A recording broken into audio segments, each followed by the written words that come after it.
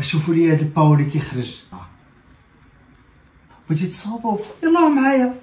500 غرام ديال الدقيق، 100 غرام ديال الزبده، 60 غرام ديال السنيده، 10 غرام ملحه، 250 غرام حليب، واحد البيضه، و10 غرام ديال الخميره الفوريه. انا كندير انجيل،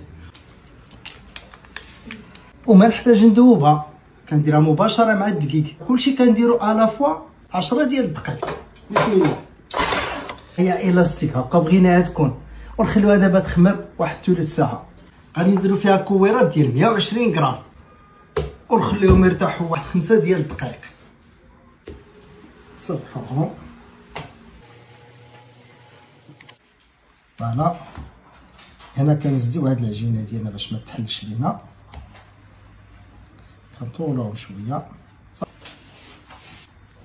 ونديرو بحساب الخميره. راه كيتزادو، كنجيبو واحد لالام او كيتور وكنضربوهم ضربه حدا ضربه قبل ما يخمروا.